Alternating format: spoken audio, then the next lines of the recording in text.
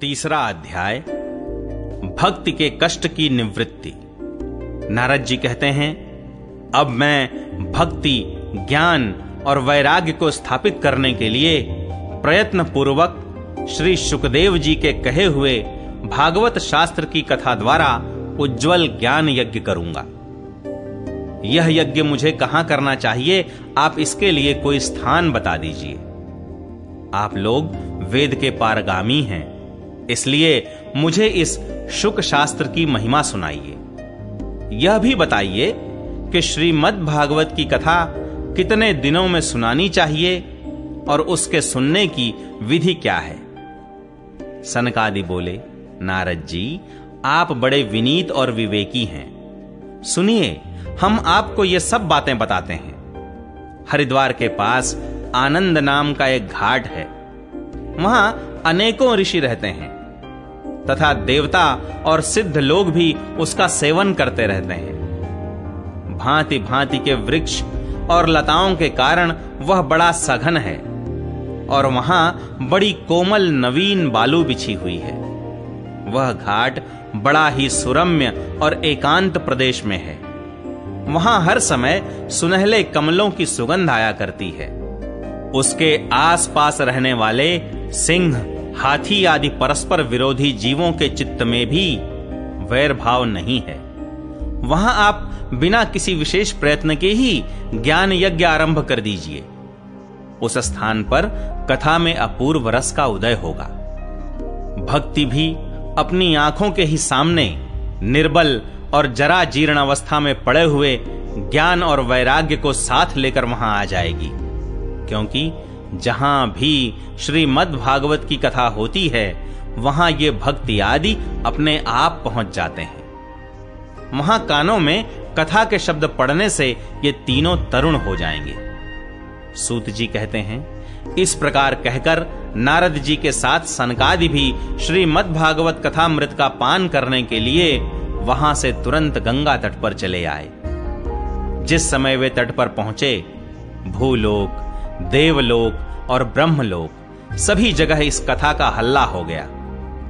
जो जो भगवत कथा के रसिक विष्णु भक्त थे, वे सभी श्रीमद् भागवतामृत का पान करने के लिए सबसे आगे दौड़ दौड़ कर आने लगे।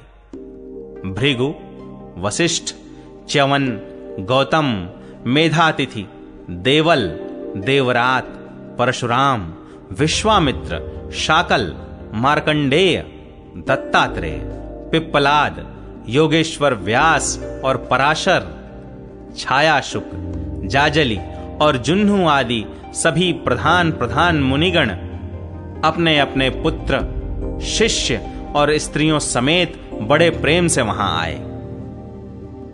इनके सिवा वेद, वेदांत, मंत्र, तंत्र, 17 पुराण और 6 शास्त्र भी मूर्तिमान होकर वहां उपस्थित हुए। गंगा आदि नदियां, पुष्कर आदि सरोवर, कुरुक्षेत्र आदि समस्त क्षेत्र, सारी दिशाएं, दंडक आदि वन, हिमालय आदि पर्वत तथा देव, गंधर्व और दानव आदि सभी कथा सुनने चले आए। जो लोग अपने गौरव के कारण नहीं आए, महर्षि भृगु उन्हें समझा बुझा कर ले आए। तब कथा सुनाने के लिए दीक्षित होकर श्री कृष्ण परायण सनकादि नारद जी के दिए हुए श्रेष्ठ आसन पर विराजमान हुए। उस समय सभी श्रोताओं ने उनकी वंदना की। श्रोताओं में वैष्णव, विरक्त, सन्यासी और ब्रह्मचारी लोग आगे बैठे और उन सब के आगे नारद जी विराजमान हुए। एक ओर ऋषिगण, एक ओर देवता, एक ओर वेद और उपनिषद आदि तथा एक ओर तीर्थ बैठे और दूसरी ओर स्त्रियां बैठी। उस समय सब ओर जय जयकार, नमस्कार और शंखों का शब्द होने लगा और अबीर, गुलाल, खील एवं फूलों की खूब वर्षा होने लगी। कोई कोई देवश्रेष्ठ तो विमानों पर चढ़कर वहां बैठे हुए सब लोगों पर कल्प वृक्ष के पुष्पों की वर्षा करने लगे। सूत जी कहते हैं, इस प्रकार पूजा समाप्त होने पर जब सब लोग एकाग्र चित्त हो गए, तब सनकादि ऋषि महात्मा नारद को श्रीमद् भागवत का महात्म्य स्पष्ट करके सुनाने लगे। सनकादि ने कहा, अब हम आपको इस भागवत शास्त्र की महिमा सुनाते हैं। इसके श्रवण मात्र से मुक्ति हाथ लग जाती है। श्रीमद् भागवत की कथा का सदा सर्वदा सेवन आस्वादन करना चाहिए। इसके श्रवण मात्र से श्री हरि हृदय में आ विराजते हैं। इस ग्रंथ में 18,000 श्लोक और 12 स्कंध हैं तथा श्री शुकदेव और राजा परीक्षित का संवाद है। आप यह भागवत शास्त्र ध्यान देकर सुनिए। यह जीव तभी तक अज्ञानवश इस संसार चक्र में भटकता है जब तक क्षण भर के लिए भी कानों में इस सुख शास्त्र की कथा नहीं पड़ती। बहुत से शास्त्र और पुराण सुनने से क्या लाभ है? इससे तो व्यर्थ का भ्रम बढ़ता है। मुक्ति देने के लिए तो एकमात्र भागवत शास्त्र ही गरज रहा है।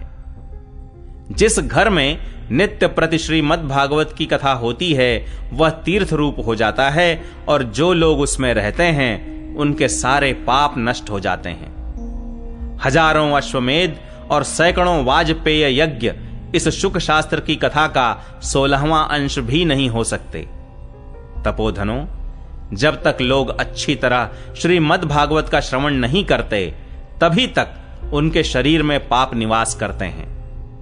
फल की दृष्टि से इस शुक शास्त्र कथा की समता गंगा, गया, काशी, पुष्कर या प्रयाग कोई तीर्थ भी नहीं कर सकता।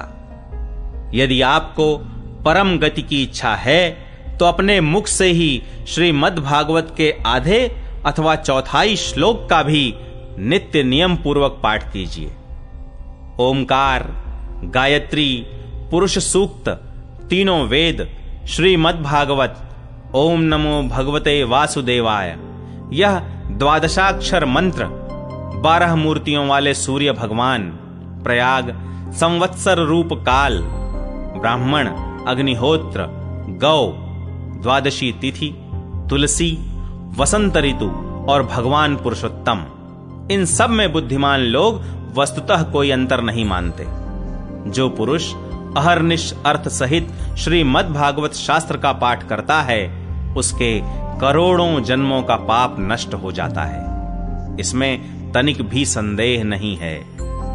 जो पुरुष नित्य प्रति भागवत का आधा या चौथाई श्लोक भी पढ़ता है उसे राजसूय और अश्वमेध यज्ञों का फल मिलता है। नित्य भागवत का पाठ करना, भगवान का चिंतन करना, तुलसी को सींचना और गौ की सेवा करना, ये चारों समान है। जो पुरुष अंत समय में श्रीमद् भागवत का वाक्य सुन लेता है उस पर प्रसन्न होकर भगवान उसे वैकुंठ धाम देते हैं। जो पुरुष इसे सोने के सिंहासन पर रखकर विष्णु भक्त को दान करता है वह अवश्य ही भगवान का सायुज्य प्राप्त करता है। जिस दुष्ट ने अपनी सारी आयु में चित्त को एकाग्र करके श्रीमद् भागवतामृत का थोड़ा सा भी रसास्वादन नहीं किया उसने तो अपना सारा जन्म चांडाल और गधे के समान व्यर्थ ही गंवा दिया। वह तो अपनी माता को प्रसव पीड़ा पहुंचाने के लिए ही उत्पन्न हुआ।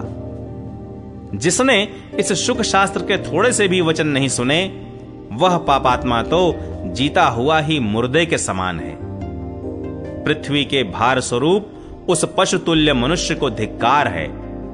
यूं स्वर्गलोक में देवताओं में प्रधान इंद्रादि कहा करते हैं। संसार में श्रीमद् भागवत की कथा का मिलना अवश्य ही कठिन है। जब करोड़ों जन्मों का पुण्य होता है तभी इसकी प्राप्ति होती है।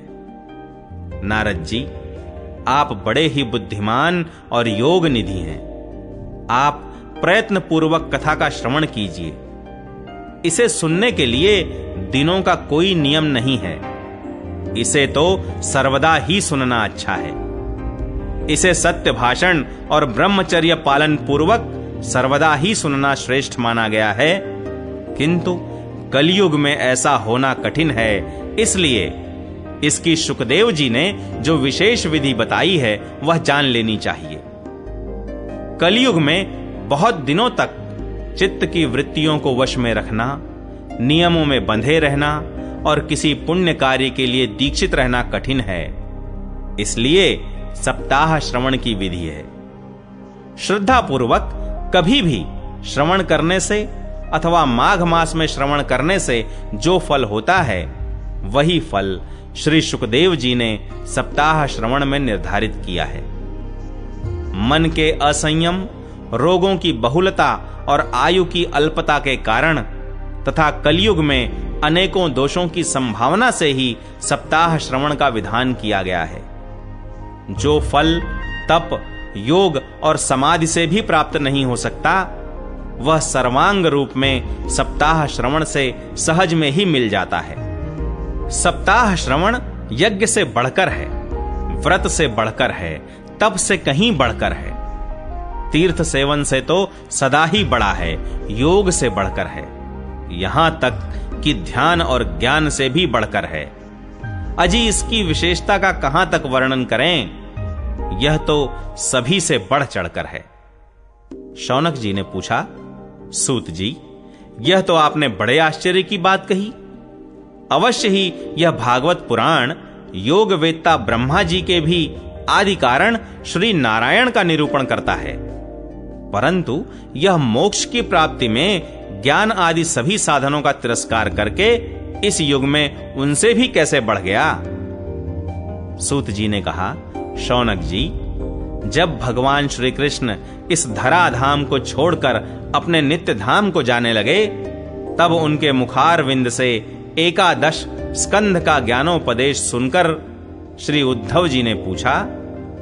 उद्धव जी बोले, गोविंद, अब आप तो अपने भक्तों का कार्य करके परम धाम को पधारना चाहते हैं, किंतु मेरे मन में एक बड़ी चिंता है, उसे सुनकर आप मुझे शांत कीजिए। अब घोर कलिकाल आया ही समझिए, इसलिए संसार में फिर अनेकों दुष्ट प्रकट हो जाएंगे। उनके संसर्ग से जब अनेकों सत्पुरुष भी उग्र प्रकृति के हो जाएंगे, तब उनके भार से दबकर यह गो रूपिणी पृथ्वी किसकी शरण में जाएगी। कमल नयन, मुझे तो आपको छोड़कर इसकी रक्षा करने वाला कोई दूसरा नहीं दिखाई देता, इसलिए भक्त वत्सल, आप साधुओं पर कृपा करके यहां से मत जाइए। भगवन, आपने निराकार और चिन्मात्र होकर भी भक्तों के लिए ही तो यह सगुण रूप धारण किया है, फिर भला आपका वियोग होने पर वे भक्त जन पृथ्वी पर कैसे रह सकेंगे। निर्गुणोपासना में तो बड़ा कष्ट है, इसलिए कुछ और विचार कीजिए। प्रभास क्षेत्र में उद्धव जी के ये वचन सुनकर भगवान सोचने लगे कि भक्तों के अवलंब के लिए मुझे क्या व्यवस्था करनी चाहिए। शौनक जी, तब भगवान ने अपनी सारी शक्ति भागवत में रख दी। वे अंतर्धान होकर इस भागवत समुद्र में प्रवेश कर गए, इसलिए यह भगवान की साक्षात शब्दमयी मूर्ति है। इसके सेवन, श्रवण, पाठ अथवा दर्शन से ही मनुष्य के सारे पाप नष्ट हो जाते हैं। इसी से इसका सप्ताह श्रवण सबसे बढ़कर माना गया है और कलयुग में तो अन्य सब साधनों को छोड़कर यही प्रधान धर्म बताया गया है। कलिकाल में यही ऐसा धर्म है जो दुख, दरिद्रता, दुर्भाग्य और पापों की सफाई कर देता है तथा काम क्रोधादि शत्रुओं पर विजय दिलाता है। अन्यथा भगवान की इस माया से पीछा छुड़ाना देवताओं के लिए भी कठिन है, मनुष्य तो इसे छोड़ ही कैसे सकते हैं। अतः इससे छूटने के लिए भी सप्ताह श्रवण का विधान किया गया है। सूत जी कहते हैं, शौनक जी, जिस समय सनकादि मुनीश्वर इस प्रकार सप्ताह श्रवण की महिमा का बखान कर रहे थे, उस सभा में एक बड़ा आश्चर्य हुआ। उसे मैं तुम्हें बतलाता हूं, सुनो। वहां तरुणावस्था को प्राप्त हुए अपने दोनों पुत्रों को साथ लिए विशुद्ध प्रेम रूपा भक्ति बार बार श्री कृष्ण गोविंद हरे मुरारे हे नाथ नारायण वासुदेव आदि भगवान नामों का उच्चारण करती हुई अकस्मात प्रकट हो गई। सभी सदस्यों ने देखा कि परम सुंदरी भक्ति रानी भागवत के अर्थों का आभूषण पहने वहां पधारी। मुनियों की उस सभा में सभी यह तर्क वितर्क करने लगे कि ये यहां कैसे आईं, कैसे प्रविष्ट हुईं। तब सनकादि ने कहा, ये भक्ति देवी अभी अभी कथा के अर्थ से निकली हैं।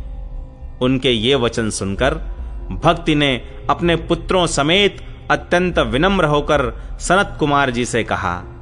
भक्ति बोली, मैं कलयुग में नष्ट प्राय हो गई थी। आपने कथा अमृत से सींच कर मुझे फिर पुष्ट कर दिया। अब आप यह बताइए कि मैं कहां रहूं। यह सुनकर सनकादि ने उनसे कहा, तुम भक्तों को भगवान का स्वरूप प्रदान करने वाली, अनन्य प्रेम का संपादन करने वाली और संसार रोग को निर्मूल करने वाली हो, अतः तुम धैर्य धारण करके नित्य निरंतर विष्णु भक्तों के हृदयों में ही निवास करो। ये कलयुग के दोष भले ही सारे संसार पर अपना प्रभाव डालें, किंतु वहां तुम पर इनकी दृष्टि भी नहीं पड़ सकेगी। इस प्रकार उनकी आज्ञा पाते ही भक्ति तुरंत भगवत भक्तों के हृदयों में जा विराजी। जिनके हृदय में एकमात्र श्री हरि की भक्ति निवास करती है, वे त्रिलोकी में अत्यंत निर्धन होने पर भी परम धन्य हैं, क्योंकि इस भक्ति की डोरी से बंधकर तो साक्षात भगवान भी अपना परम धाम छोड़कर उनके हृदय में आकर बस जाते हैं। भूलोक में यह भागवत साक्षात पर ब्रह्म का विग्रह है। हम इसकी महिमा कहां तक वर्णन करें। इसका आश्रय लेकर इसे सुनाने से तो सुनने और सुनाने वाले दोनों को ही भगवान श्री कृष्ण की समता प्राप्त हो जाती है। अतः इसे छोड़कर अन्य धर्मों से क्या प्रयोजन है।